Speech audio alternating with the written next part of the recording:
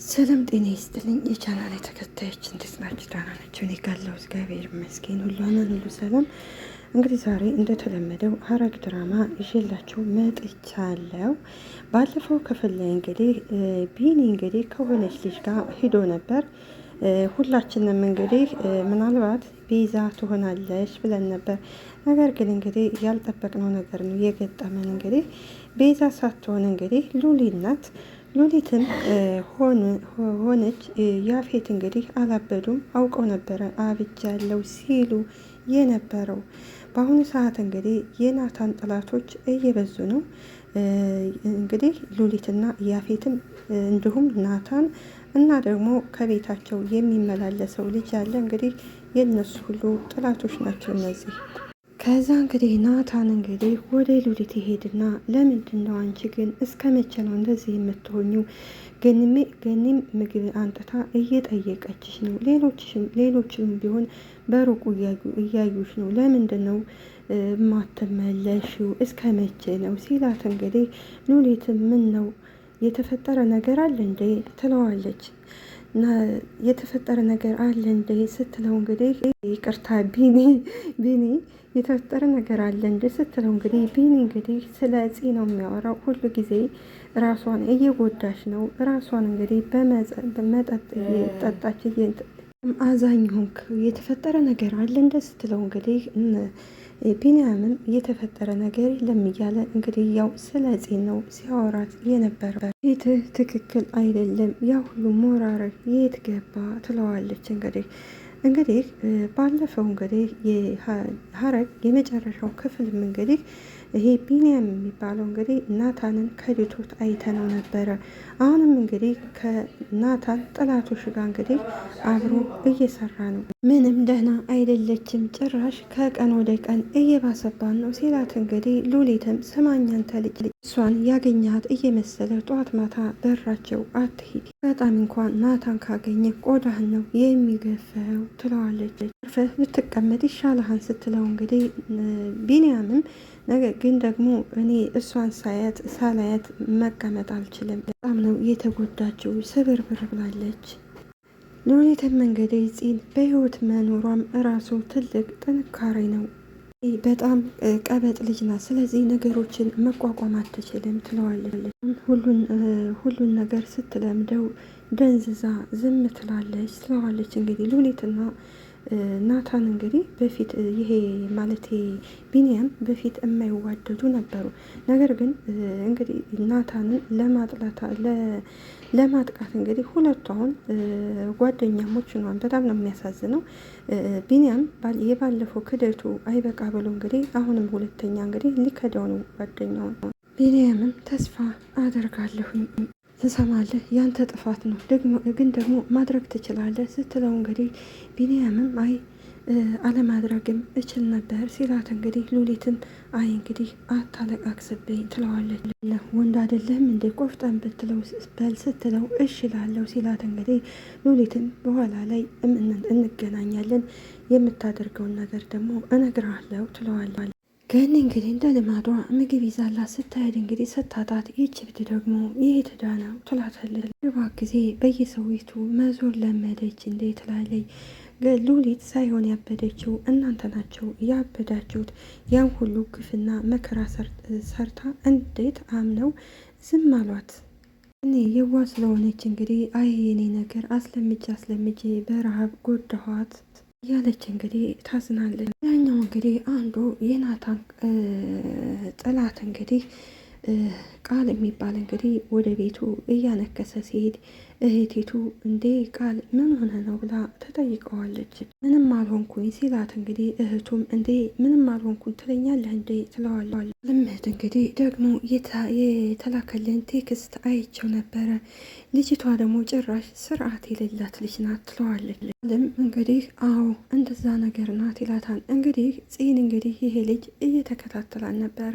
ታዲያ እንዴት ነው ከእንደዚች አይነቷ ጋር እኔ ልግባባ የሚችለው ብላ እንግዲህ ወንድሟን ትጠይቀዋለች።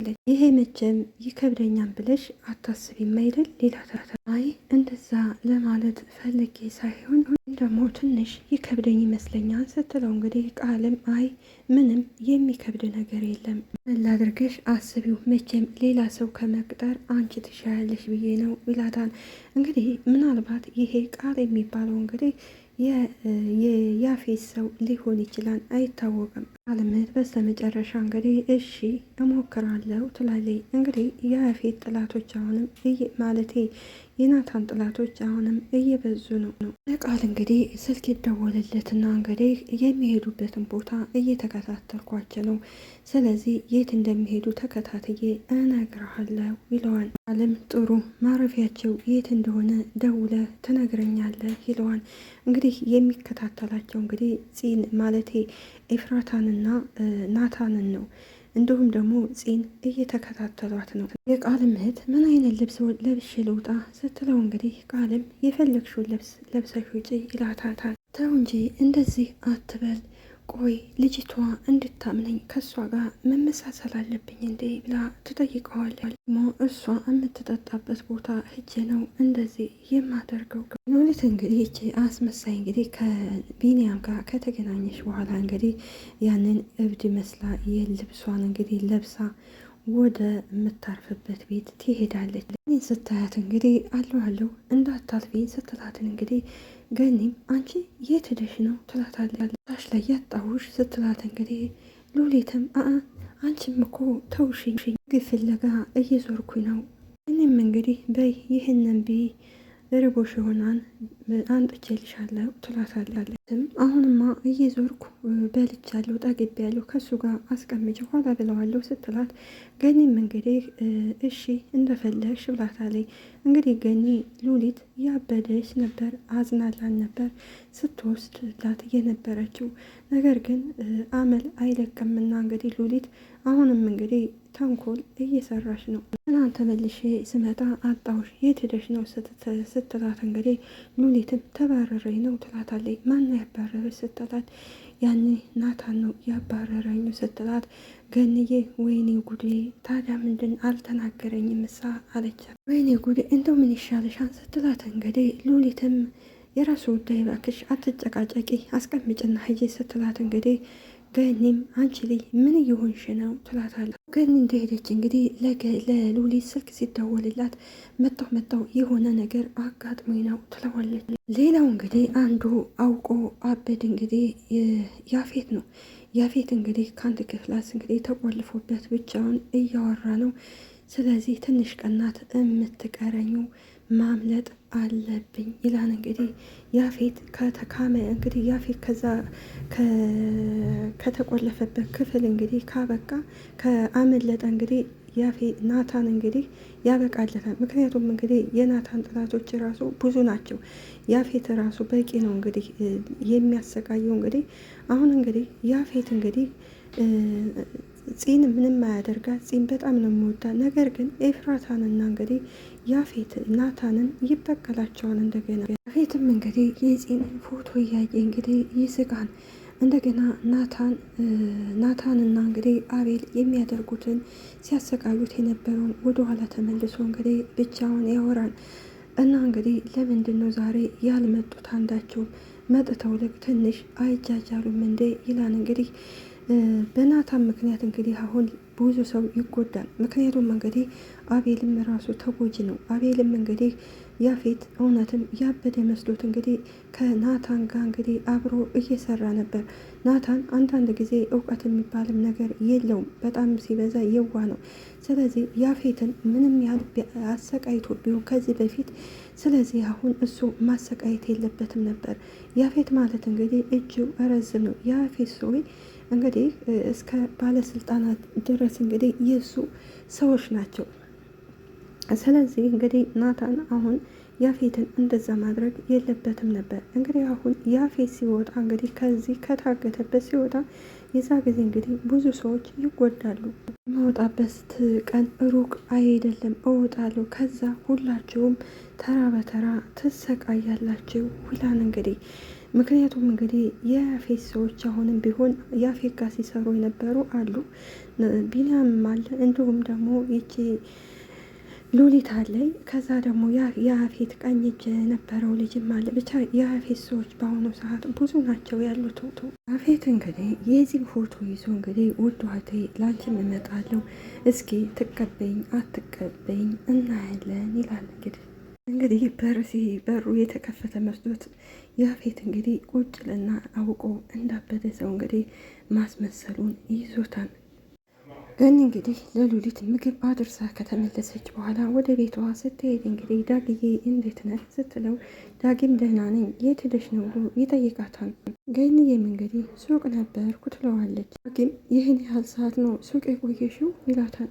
ገንዬም ቆየሁ አይደል ስትለው ዳጊም አዎ ቆይተሻል፣ ቆይ እህቴ የት ሄዳ ነው ብሎ ሲጠይቃት ስደውልላት ከናታን ጋር ወደ እንደወጣሽ ነግራኛለች። ዳጊም ውይ ስለታረቁ በጣም ነው ደስ ያለኝ። ሁለቱ እኮ ተጣልቶ ደግሞ ምንም አያምርባቸውም፣ እንደዚህ ሲሆኑ ነው ደስ የሚሉ ሲል እንግዲህ ገንዬም ተመስገን ነው የሚባለው፣ ፈጣሪ ደግሞ ይጠብቃቸው ትለዋለች። ዳጊም እማዬ ፊትሽ እኮ ልክ አይደለም፣ ግን የሆንሹ ነገር አለ እንዴ ብሎ ይጠይቃታል። ገንዬም አይ ምንም አልሆንኩ ስትል እንግዲህ ዳጊ የማይታወቅብሽ ነበር እንዴ የሚመስልሽው? እኔ እኮ አንቺ ሲከፋሽ እጨነቃለሁ ይላታል። ገንዬም የኔ ልጅ አፌ ቁርጥ ይበልልህ ና እስኪ ቀፈኝ ትለዋለች። ዳጊም በይ እስኪ አሁን ምንድነው የሆንሽው ንገሪኝ ሲላት ገንዬ እኔ ምን ሆናለሁ ልጆቹ አሳዝነው ነው እንጂ ስትለው እንግዲህ ዳጊ የትኛዎቹ ልጆች እህትህ ማለትሽ ነው ሲላት ምን እህትህ ብቻ ጺም እኮ ታሳዝናለች፣ ትህትም እንዴ እንዴት እንደምታሳዝን አላማ የላት ለመኖር አትጓጓ፣ ሁኔቷ ሁላ በቃ እንደዚህ ሁና ቀረች ትለዋለች። ዳጊም እንግዲህ እኔ ግን ምንም አታሳዝነኝም ገኒ ለምን ብላ ስትጠይቀው ዳጊ እንግዲህ እንዴት እንደምታመነጫጭቅሽ አይታይሽም እንዴ? እኔ በጣም ነው የምታናደኝ፣ እንደው እሷ ሁናብኝ ነው እንጂ ሌላ ሰው ቢሆን አካጨው ነበረ። እኔም አይ እንግዲህ ዳጊ ተረጋጋ ትለዋለች። ዳጊም ምን ሆነች ስላት እንዴ ይኸውልህ አባቷ ነገ ዛሬ ይመጣል እያለች ሞተ፣ እንዲሁም ደግሞ ወንድሟም ሳታስበው ሞተ፣ ቢኒም እንደምታየው ነው ትለዋለች። አሁን እነሱ በልባቸው እንግዲህ ካለያ ናታን በስተቀር እንግዲህ ያፌትና ቢኒ የሞቱ ነው የመሰላቸው። ከዛ እንግዲህ ዳጊ እና እሷ ናት እንዴ እሷ ብቻ ናት እንጂ የተጎዳችው፣ ናታንም እኮ ተጎድቷል ሲላገኝ ይሄ አዎ ተጎድቷል፣ እሱ ግን በውስጡ ደብቆ ይዞት ነው እንጂ ግን ደግሞ አንቺ አትዘኝ ካልሆነ ብትለቀን እንሂድ ሲላትን ገንዬ እንግዲህ በአሁኑ ሰዓት እንዴት ለማን ነው ጥለናቸው የምንሄደው ትለዋለች። እንግዲህ ይህ እንግዲህ ከያፌት ጋር የሚሰራው ልጅ እንግዲህ ያገኘዋል።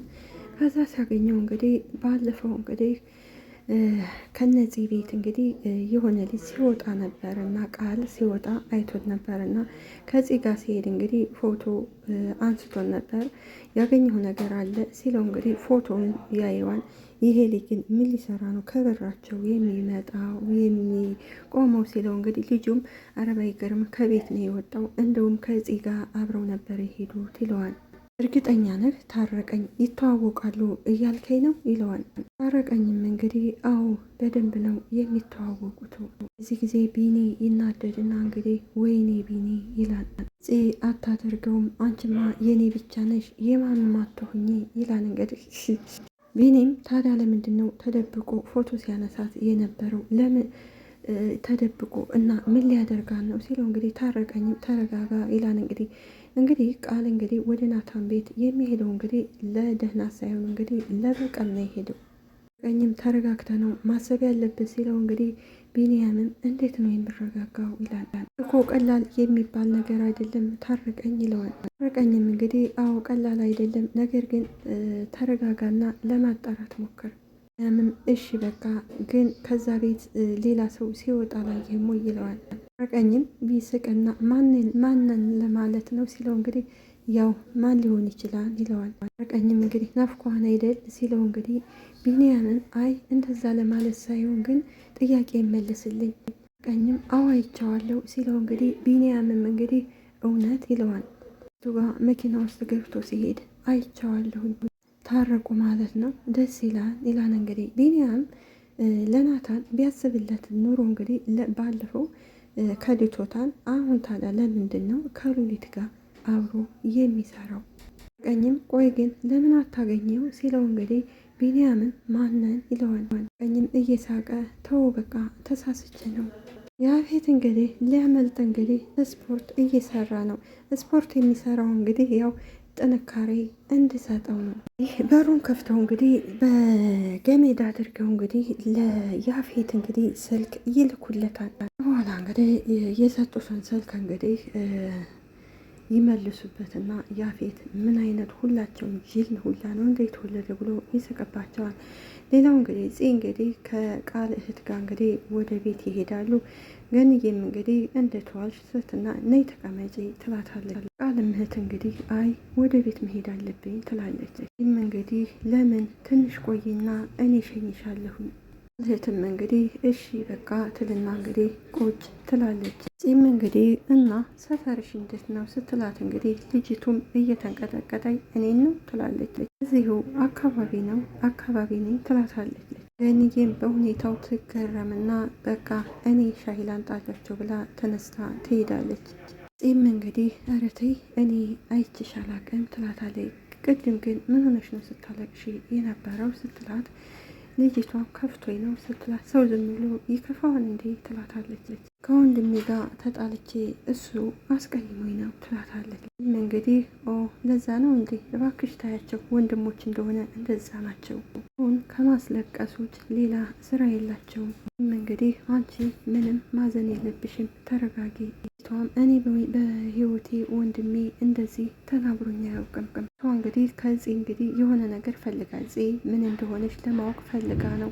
ከዛ በኋላ እንግዲህ አንቺ እናቴ ደህና ወንድም አለሽ ትላታለች። እናገረኙ ነበር ትላታለች። ያዩ በቃ እንግዲህ ከእንግዲህ በኋላ በየቀኑ ነው የሚያስከፋሽው ትላለች። አትበይ እውነቴ ነው በደንብ ነው ከእንግዲህ በኋላ የሚያስከፋሽው ብቻ ራስ ተዘጋጂ ስትላት እንግዲህ ልጅቱ በዚህ ንግግር ግራ ይገባትና ምን ሆና ነው ልጅቱ ያማታል እንዴ ትላለች።